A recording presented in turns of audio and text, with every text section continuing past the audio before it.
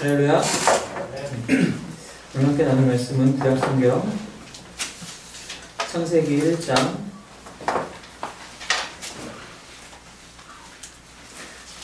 26절부터 28절까지 말씀입니다.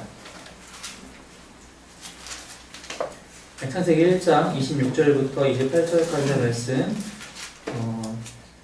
함께 읽도록 하겠습니다. 세 구절인데요.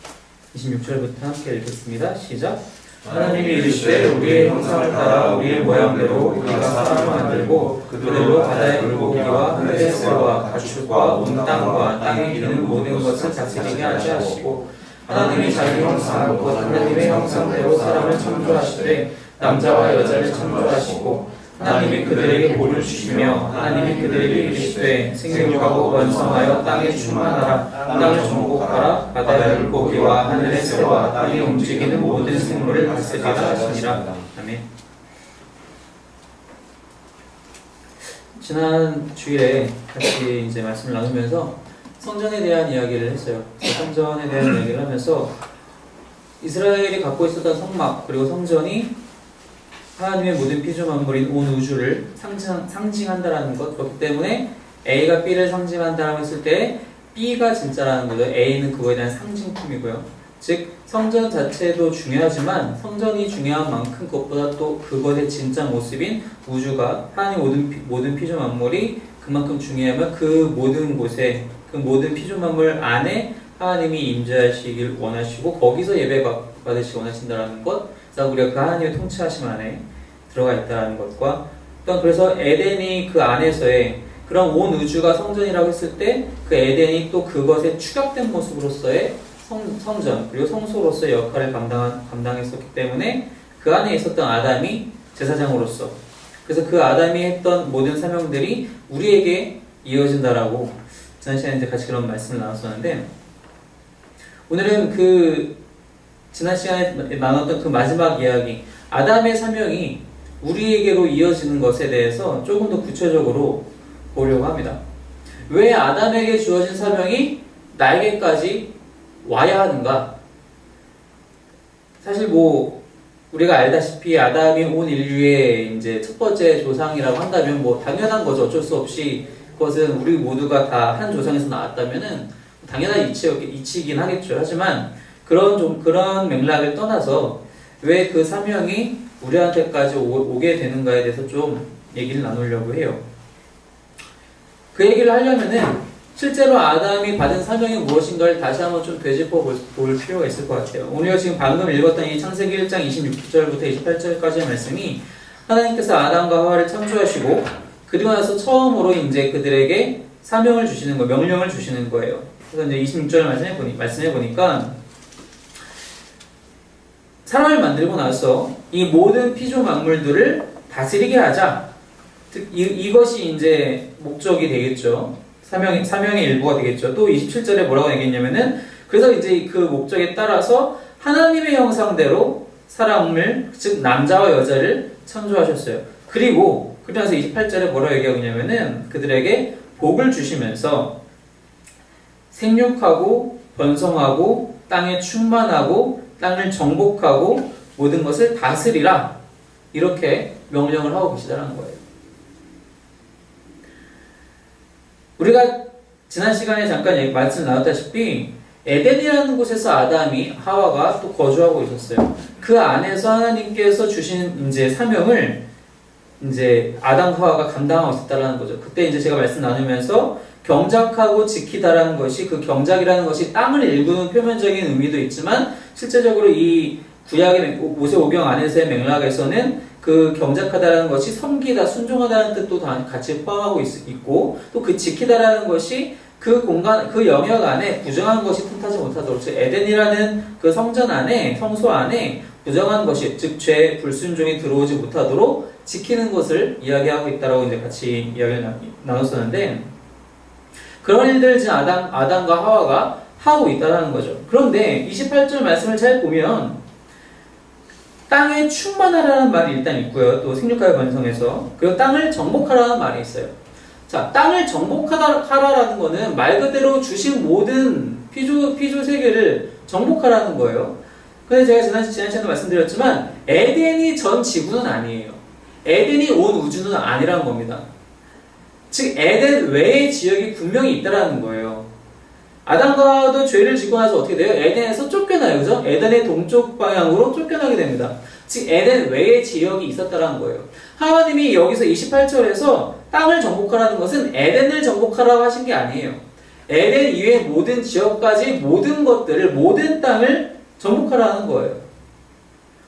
그리고 동시에 경작하며 지키라는 말씀과 명령과도 같이 동시에 에덴을 지키기도 해야 돼요. 에덴 외부를 정복도 해야 되고 에덴을 지키기도 해야 돼요. 이 두 가지 사명을 어떻게 하면 잘 다 동시에 수행할 수 있을까요?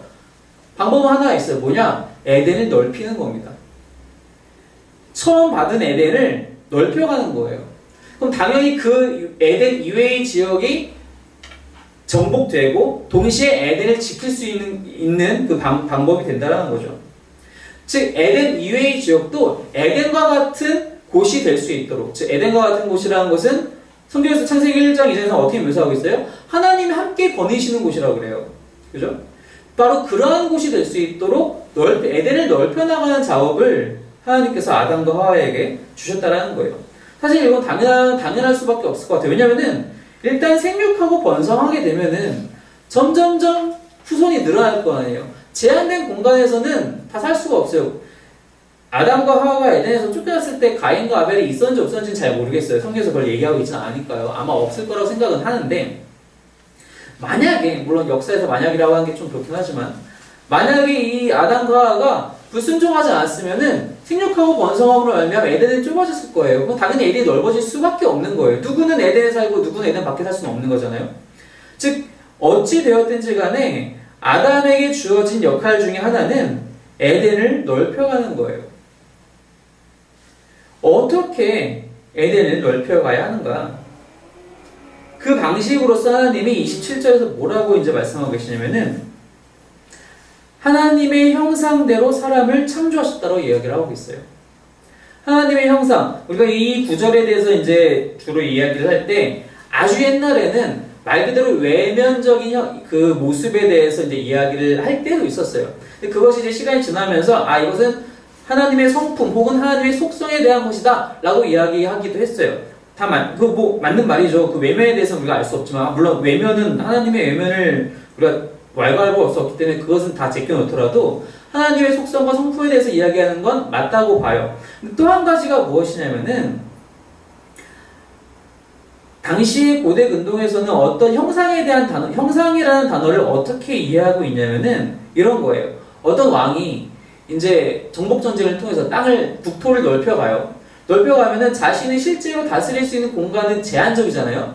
이 물리적인 한계가 있기 때문에. 그럼 그것보다 더 먼 지역을 다스리기 위해서는 거기에 자신의 동상을 세우는 거예요. 요즘 말로 하면.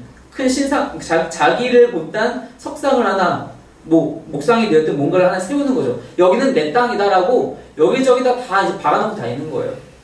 근데 그것이 바로 형상으로서의 그 의미가 그 안에 있다는 겁니다.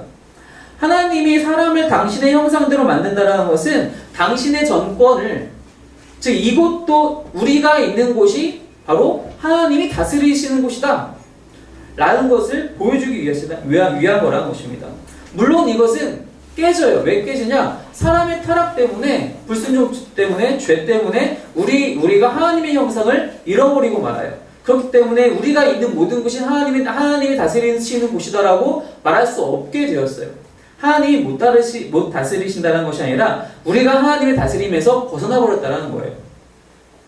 이제 그것을 회복하는 과정에서, 즉 하나님의 형상을 우리가 회복하면서 결국엔 하나님의 다스리심이 이제 다시 회복된다는 거죠. 어떻게 해서 에덴을 넓혀가야 하느냐? 물론 우리가 알다시피 아담과 하와는 그것을 실패했어요. 그죠? 그리고 에덴에서 쫓겨났습니다. 에덴에서 쫓겨났다고 해서 이 사명이 이제 그럼 사라졌느냐?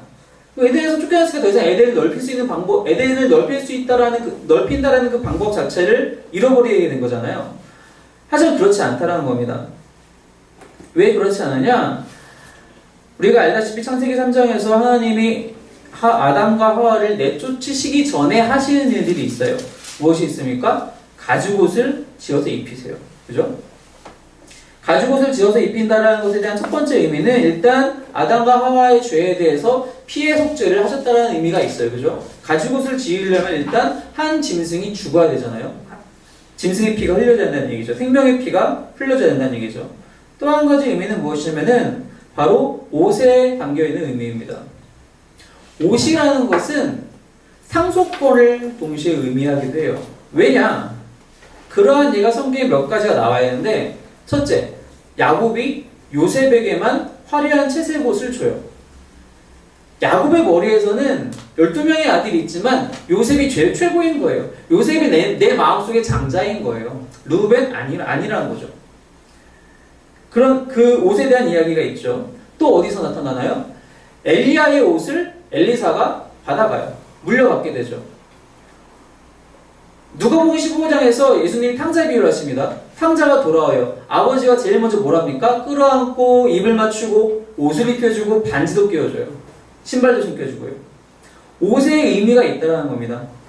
즉 하나님은 아담과 하와가 실패했지만, 첫 번째 실패했지만 그렇다고 그들의 사명을 빼앗아가진 않으셨다는 거예요. 여전히 내가 너희에게 이 모든 것을 상속할 터인데 너희에게 그 사명은 여전히 남아있다. 우리가 왜 그것을 확신할 수 있느냐? 사명이 점점 계승되는 것이 창세기에 계속 나옵니다. 한번 말씀 읽어볼게요. 지금 우리가 첫 번째 받은 사명이, 첫 번째 사람이 받은 사명이 방금 읽었던 1장 28절이고요. 9장 말씀을 봅시다. 9장 1절입니다.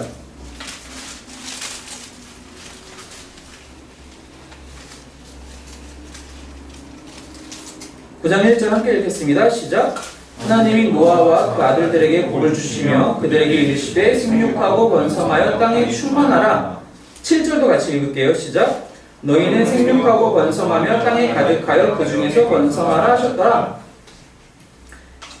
유사하죠. 그리고 한 부분이 완전히 일치하죠. 생육하고 번성하라, 땅에 충만하는 것이 일치하죠. 1장 28절과. 또 한 번 해볼까요? 12장입니다. 12장 2절과 3절 말씀. 다 아시는 말씀이시지만 함께 읽겠습니다. 시작.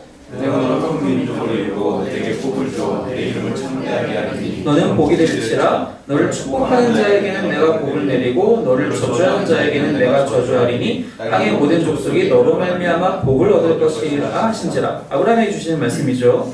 큰 민족을 이룬다는 얘기는 이 안에 생육하고 번성한다는 뜻이 들어있죠. 그리고 아브라함이 복이 될 거라고 일단 또한 말씀하고 계시죠. 그 약속이 우리가 알다시피 아브라함을 통해서 이삭과 야곱에게로 계속 전달이 됩니다. 17장, 창세기 17장에 가서 보면은 17장 2절, 6절, 8절에서 다시 한번 아브라함에게 이 약속을 건네주시고 또 한번 22장에 가서도 또 그 이야기를 다시 한번 반복을 하세요. 그리고 그것이 이제 26장 가서 보면은 26장 한번 볼게요. 26장 3절과 4절입니다. 함께 읽겠습니다. 시작. 이 땅에 거류하면 내가 너와 함께 있어 내게 복을 주고 내가 이 모든 땅을 너와 내 자손에게 주리라. 내가 내 아버지 아브라함에게 맹세한 것을 이루어 내 자손을 하늘의 별과 같이 번성하게 하며 이 모든 땅을 내 자손에게 주리니 내 자손으로 말미암아 천하 만민이 복을 받으리라. 이삭에게 주는 약속이죠. 그리고 이 약속이 또한 야곱에게로 넘겨집니다. 28장, 35장, 87장 가면 갈수록 이 이야기가 진행이 되고 있다는 거예요. 복을 주시고 생육하고 번성하게 하신다고 하시고 땅에 충만하라고 명령하시고 땅을 정복하여 온 땅을 다스리라 명령하세요. 즉 아담에게 1장 28절에서 주어진 그 사명은 아담이 타락했다고 해서 아담이 실패했다고 해서 그 사명이 사라진 게 아니라 그 사명이 여전히 남아서 계속 흘러가고 있다는 거예요. 계속 그 사명은 흘러가는데 도대체 이 아담의 후손들은 그러면은 그 사명을 어떻게 수행하고 있느냐? 성취했다라고는 말하기 힘들어요. 왜냐면은 성취는 오직 한 분 예수님이 하세요. 그건 이제 우리가 이제 점점점 이야기를 진행하면서 다시 얘기를 하겠지만 성취는 예수님이 하십니다. 그런데 성취는 예수님이 하시지만 그 이전에 아담 이후부터 그 맡겨진 사명을 수행을 해요. 어떻게 수행을 하느냐? 바로 제단을 쌓으면서 수행을 합니다. 왜 제단을 쌓는 것이 이 사명을, 에덴을 확장하는 그 사명을 수행하는 것이냐? 그건 우리가 지난 시간에 나눴던 이야기. 에덴이 성소로서, 즉 축약된 성전으로서의 역할을 감당한다는 것을 다시 생각해 보면은 충분히 이해할 만한 일이에요. 왜냐? 성전은 뭐 하는 곳입니까? 하나님을 예배하는 곳이에요. 즉 에덴은 하나님을 예배하는 곳이라는 거예요. 그 에덴이 확장된다라는 그 사명을 이 후손들이 어떻게 수행하고 있느냐? 곳곳에서 제단을 쌓고 하나님을 예배하면서 수행한다라는 거예요. 제일 먼저 누가 나오죠? 아담의 아들이었던 가인과 아벨이 제사를 드려요. 그죠? 그래서 이제 가인의 제사는 받지 않고 하나님이 아벨의 제사를 받으시잖아요. 제가 어렸을 때 이제 성경 만화 같은 거를 보다가 가인의 제사와 아벨의 제사를 받고 안 받고의 그 상황을 그 만화책에서는 어떻게 이제 묘사를 했냐면은 둘 다 태웠어요, 뭔가를. 곡식을 태우고 이제 뭐 양을 태웠겠죠. 가인의 그 제사에서 연기는 이렇게 옆으로 가요. 근데 아벨의 제사는 연기가 이렇게 위로 올라가더라고. 바람 불었나? 그래서 바람 불었다고 해서 하나님 받고 안 받고 그렇게 해야 되는 건가? 이제 어렸을 때 좀 의아해했어요. 근데 이제 와서 생각을 해보면 과연 이들이 어떻게 내 제사는 왜 안 받으시지? 하나님이 나의 제사를 받으셨구나. 어떻게 알았을까? 그거는 바로 하나님의 임재하심이라는 겁니다. 성전에는 하나님이 임재하세요. 그죠? 일단 이스라엘 백성들이 시내산에 가서 처음 성막을 만들고 나서 하나님이 임재하십니다. 솔로몬이 예루살렘에 성전을 만들어요. 하나님이 임재하세요. 어떻게 임재하세요? 성경에서 늘 구약에서 얘기하는 하나님의 임재하심의 방법은 구름이 가득한 거예요. 성전 안에 성막 안에 구름이 가득함으로써 하나님의 임재를 표현해요. 추정컨대 아마도 가인과 아벨은 그런 비슷한 방식으로 나의 제사를 받으셨구나, 받지 않으셨구나 알지 않았을까라고 생각은 해요. 어찌 되었든 이들은 제사를 통해서 즉 제단을 쌓음으로써 에덴의 확장을 그 사명을 수행하고 있었다는 것입니다. 가인과 아벨이 그랬죠. 그리고 노아가 이제 배에서 방주에서 내려서 아라라산에서 이제 또 한 번 제단을 쌓습니다. 그것이 점점점 지나오면서 이제는 아브라함 시대에 와서 이제 12장 이후부터 등장을 하죠. 아브라함이 곳곳에서 제단을 쌓아요. 이제 그 갈대아 땅을 벗어나서 이 가나안 땅으로 하나님께서 명하신 가나안 땅으로 와가지고 성경 곳곳에서 가나안을 다 돌아다니면서 곳곳에서 제단을 쌓아요. 아브라함뿐만이 아니라 이삭도 그렇고 야곱도 그래요. 한 가지 예를 들면 브엘세바라는 지역이 있는데 브엘세바라는 지역은 아브라함도 가서 제단을 쌓고 나중에 이삭도 가서 제단을 쌓고 나중에 또 야곱도 가서 제단을 쌓아요. 베델도 야곱만 제단을 쌓은 곳이 아니라 아브라함도 이미 베델 근처에서 제단을 쌓았어요. 아브라함은 또 세겜에서도 제단을 쌓아요. 즉 곳곳에서 제단을 쌓는다는 것은 그냥 돌무더기 만들어 놓고 쓱 가는 것이 아니라 거기서 하나님을 예배하고 거기서 하나님의 임재하심을 체험하고 하나님의 다스리심 안에서 그 지역에서 살아갔다는 거예요. 그리고 또 이동해서 또 그렇게 살아갔다는 거죠. 근데 우리가 알다시피 아브라함과 이삭과 야곱은 우리가 족장이라고 부르잖아요. 즉 아직은 한 나라가 아니에요. 물론 아브라함의 그 세력은 엄청났던 걸로 우리가 알 수 있어요. 왜냐하면 나중에 이제 창세기 안에서 이제 나타나지만 왕들과도 전쟁을 하잖아요. 318명 정확한 수 맞네. 318명의 이제 그 훈련된 군사들과 함께 가서 전쟁할 정도면은 사병이 318명이면 거의 대대 수준이죠. 대대장급이잖아요. 상당한 세력이에요. 그럼에도 불구하고 아직은 나라라고 할 수는 없어요. 즉 아담이 만약에 브엘세바에서 제단을 쌓았다면 베델은 아담의 영향력 밖에 있는 거예요. 이미 또 아브라함의 영향력 밖에. 또 아브라함이 또 세겜 가서 싸우면 브엘세바는 또 아브라함의 영향 밖에 있는 거예요. 이것이 이제 어떻게 점점점 확장이 됩니까? 이제 하나님이 아브라함에게 말씀하신 것과 같이 아브라함을 더 이상 한 가족의 가장으로만 두시는 것이 아니라 이제 출애굽 이후에 이스라엘이라는 한 민족을 이루겠죠. 수백만 명이 됩니다. 그 수백만 명이 이제 광야에 가서 시내산에서 성막을 만들게 돼요. 그곳에서 또 하나님을 예배하게 되죠. 그리고 그 성막을 들고 40년을 광야에서 이제 유랑하다가 결국 가나안으로 들어와서 이제 어떻게 됩니까? 솔로몬 시절에 가서 이제 드디어 예루살렘의 성전을 만들게 됩니다.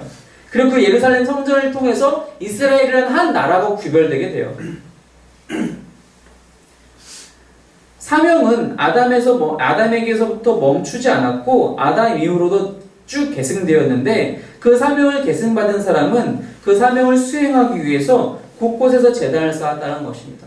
즉 곳곳에서 하나님을 예배했다는 거예요. 그 곳곳에서 하나님을 예배하면서 하나님의 임재하심을 누렸다는 겁니다. 즉 하나님의 통치하심, 하나님의 다스리심 안에서 살아갔다는 거예요. 그것이 이제 지역적으로 국한되지 않고 이제는 솔로몬 시대에 와서는 이스라엘 전역으로 확대가 됐다는 겁니다. 즉 가나안 땅 전체가 이제 하나님이 아브라함에게 약속하신 것과 같이 이 모든 땅이 이제 하나님으로 인해 구별된 땅, 구별된 나라. 그래서 하나님이 이스라엘에게 뭐라고 얘기하시죠? 너희가 제사장 나라가 될 것이다. 다른 나라에 대해서 나를 위한. 그렇게 해서 에덴이 확장되고 있다는 것입니다. 물론 이것은 또 실패로 끝나게 돼요. 우리가 알다시피. 이스라엘이 이제 또 그 이후에 계속 나라도 분열되고 하나님에게 늘 불순종하면서 결국엔 아수르에게 바벨론에게 다 포로로 끌려가 버리게 되죠. 결국 아담과 하와가 에덴에서부터 쫓겨났던 것과 마찬가지로 이들도 쫓겨나서 가나안 땅에서 쫓겨나서 바벨론으로 들어가게 되죠. 물론 이제 그 얘기는 또 나중에 또 더 이어지면서 하게 되겠지만 하나님의 사명은 여전히 유효하다라는 거예요. 그리고 그 유효한 사명은 구약 시대에서 끝난 것이 아니라 예수님으로 인하여서 그것이 성취가 되었고 그리고 여전히 우리에게도 계속적으로 흘러오고 있다는 것입니다. 하나님이 우리에게 명령을 주실 때에는 그것이 우리 스스로의 힘으로 수행할 수 있기 때문에 명령을 주시는 것이 아니라 그것을 그렇게 내가 이루겠다라는 하나님의 의지가 거기에 반영된 거예요. 무슨 뜻이냐? 하나님이 명령하심으로써 하나님은 그것을 내가 분명히 이루겠다라고 스스로 확정하시는 거예요. 사람의 힘 때문에 그것이 이루어지는 것이 아니라 즉 당신께서 하시겠다라는 거예요. 즉 우리와 함께 하시겠다라는 거예요.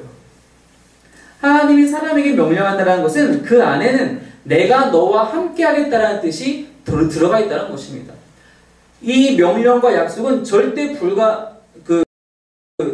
분리될 수 없다는 거예요. 불가분의 관계에 있다는 것입니다. 한 군데 말씀을 볼게요. 역대상 22장입니다.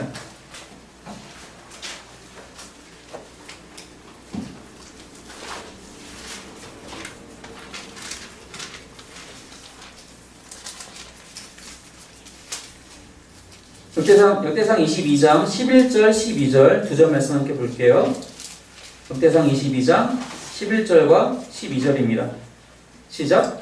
이제 내 아들아 여호와께서 너와 함께 계시기를 원하며 내가 형통하여 여호와께서 내게 대하여 말씀하신 대로 내 하나님 여호와의 성전을 건축하며 여호와께서 내게 지혜와 총명을 주사 내게 이스라엘을 다스리게 하시고 내 하나님 여호와의 율법을 지키게 하시기를 더욱 원하노라. 다윗이 솔로몬에게 이제 하는 이야기입니다. 마지막에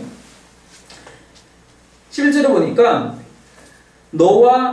하나님이 너와 함께 하시길 내가 정말 간절히 원한다. 그래서 그 함께 하심으로 말미암아 성전도 건축하고 지혜와 총명을 주셔서 이스라엘도 다스리게 하시고 율법도 지키게 하시길 내가 정말 간절히 원한다.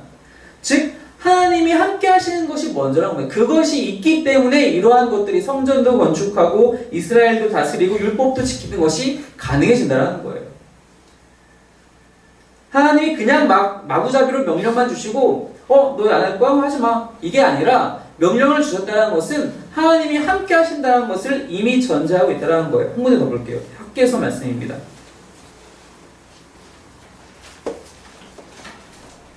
학개서 2장 5절 말씀입니다.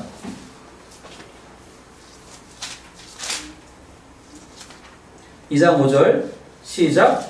너희가 애굽에서 나올 때에 내가 너희와 언약한 말과 나의 영이 계속하여 너희 가운데 머물러 있나니 너희는 두려워하지 말지어다. 하나님이 이스라엘에게 뭐라고 얘기하시냐면은 너희가 출애굽한 이후에 내가 한 번도 너희를 떠나본 적이 없다라고 말씀하시는 거예요. 너희와 언약한 말과 나의 영이 계속하여 너희 안에 머물러 있었다. 지금 이 시기는 어느 시기입니까? 포로기가 끝나고 다시 이제 가나안 땅, 이스라엘 땅으로 다시 돌아온 시기예요. 출애굽부터 생각하면은 엄청난 시간이 흘렸어요. 거의 1000년 가까이가 흐른 거예요. 한 번도 떠난 적이 없다. 너희가 불순종했을 때에도, 사사 시대에도, 다윗 시대에도, 사울왕 시대에도, 솔로몬 시대에도, 아하방의 시대에도, 어떤 시대에도 떠나가 본 적이 없다고 하나님 지금 말씀하고 계시는 거예요. 그것을 통하여서 이 사명을 수행할 수 있다는 거죠. 즉 하나님의 임재하심이, 하나님의 동행하심이 그만큼 중요하다는 겁니다. 그것이 아니고서는 하나님의 사명을 수행할 수가 없다는 거예요. 아무리 건축을 잘해서, 아무리 건물을 잘 지어서 성전을 멋있게 지은다 한들 하나님이 함께 하시는 것이 아니면 그건 아무 별반 상관이 없다는 것이에요. 하나님이 함께 하신다는 것. 대체 이것을 우리가 어떻게 이제 이해하느냐? 우리가 이제 늘 일상적으로 드리는 기도의 문구 중에 한 가지가 있어요. 하나님 우리를 다스려 주시옵소서. 하나님 우리를 다스려 주시옵소서라는 기도는 도대체 무슨 뜻일까요? 나를 다스려 달라는 것은 나는 가만히 있지만 어쨌든 하나님 나를 움직여 주세요라는 뜻일까요? 하나님 당신 뜻대로? 그래서 그럼 차라리 그건 뭐 피노키오와 같은 꼭두각시랑 별 차이가 없겠죠. 하나님 우리를 당신의 뜻대로 다스려 주시옵소서라는 것은 결과적으로는 그 하나님의 뜻대로 누군가는 움직여야 돼요. 그래야지 그 다스림이 실제로 일어나는 거잖아요. 표면적으로는. 제가 얘기하고 싶은 것은 여기서 어떤 사람의 노력이나 행위를 강조하려는 건 아니에요. 결국엔 하나님이 하신다는 겁니다.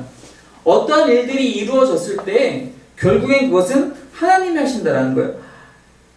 내가 무언가를 해서 어쨌든 하나님이 다스리신다는 것은 하나님의 뜻대로 우리가 살아가는 건데 그것조차도 하나님이 하신다는 거예요. 어떻게 살아가는 것이냐? 그리고 우리가 지금 여기서 얘기한 것과 같이 사명은 점점점 계승돼서 우리까지 내려오는데 과거 구약의 인물들은 제단을 쌓음으로써 그렇게 하나님을 예배함으로써 에덴을 확장시켜 나갔다면 우리는 그럼 어떻게 해야 되느냐? 우리가 어떻게 해야 하냐를 생각하기 위해서 이스라엘의 성막이 어떻게 불려졌느냐? 우리가 성막이란 말도 성경에서 사용을 하죠. 회막이란 말도 사용을 합니다. 또 어떤 말 사용하나요? 증거막이란 말도 사용을 해요. 법궤를 증거궤라고도 표현을 합니다. 우리 출애굽기 말씀 한번 볼게요. 출애굽기 25장 말씀입니다.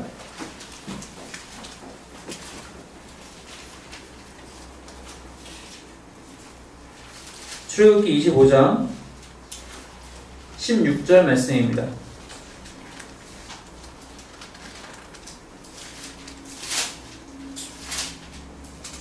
(25장 16절) 함께 읽겠습니다. 시작. 내가 내게 줄 증거판을 궤 속에 둘치며, 그 밑에 21절도 읽을게요. 21절 시작. 속죄소를 궤 위에 얹고 내가 내게 줄 증거판을 궤 속에 넣어라.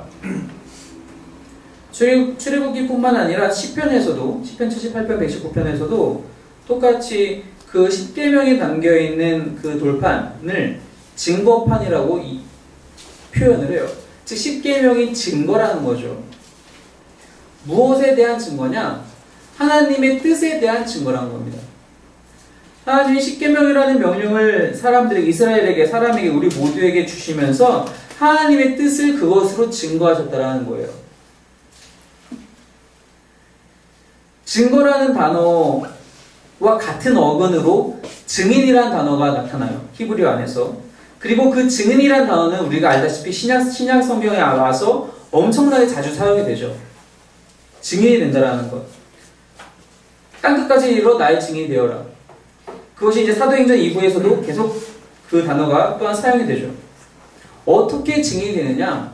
바로 그 증거를 가지고 있는 자들, 그 말씀을 가지고 있는 자들, 그 말씀대로 살아가는 자들, 그 삶의 모습으로 그 말씀을 드러내는 자들, 하나님을 증거하는 자들, 바로 그것이 증인의 삶이라는 것입니다. 바로 그것을 통해서 하나님의 임재가 확장된다는 것입니다. 이제 우리는 구약의 인물들과 같이 관악구에서, 송파구에서, 성남에서 돌무더기를 쌓아서 재단을 쌓을 수는 없어요. 우리의 삶을 통해서, 각자의 삶의 영역을 통해서, 또한 우리가 공동체로 모여서 함께 예배함으로써 하나님의 임재를 드러내는 것. 어떻게? 하나님의 뜻을 증거하면서, 우리의 삶을 통해서 하나님을 증거하면서, 우리의 삶을 통해서 다른 사람들이 하나님을 알 수 있도록, 하나님을 발견할 수 있도록, 신실하신 하나님의 사랑을 발견할 수 있도록. 바로 그것이 우리가 이제 이 시대에서 에덴을 확장시킬 수 있는 그 사명을 수행할 수 있는 방법이라는 것입니다.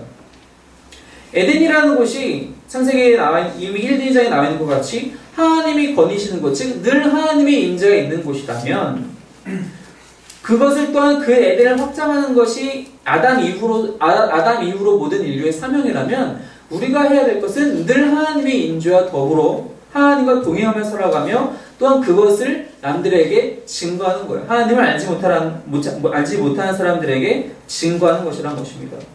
증거하기 위해서는 그 말씀이 우리 안에 가득히 있어야 돼요. 사도 바울이 로마서에 얘기한 것과 같이 더 이상 말씀이 율법판 돌판에 써 있는 것으로는 안 된다. 우리 마음판에 새겨진다는 것이 바로 그 의미예요. 내가 말씀을 너무나도 사랑해서 그 말씀이 내 안에 가득히 있고 그대로 살아갈 때 우리 삶이 그렇게 하나님을 위한 하나님을 증거하는 삶이 된다는 것입니다. 그 증거를 다른 사람들이 보게 된다는 거예요.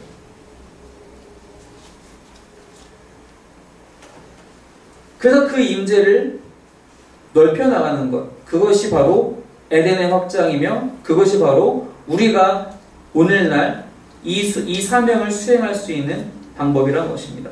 물론 예수님이 성취하셨어요. 제가 아까 서두에 사용한 단어와 같이 이미 예수님은 성취하셨습니다. 그렇지만 우리가 알다시피 우리는 지금 이미와 아직 사이에서 살고 있잖아요. 예수님은 이미 성취하셨지만 진짜 하나님 나라, 완벽한 하나님의 나라는 아직 오지 않았어요. 올 거예요. 어떻게? 우리가 그 사명을 수행하면서. 하지만 그것은 우리의 힘으로 하는 것이 아니라 하나님이 우리와 함께 하시기 때문에, 하나님의 임재가 우리와 함께 하시기 때문에 결국 하나님이 하시는 것으로 그것이 이루어질 거라는 사실입니다.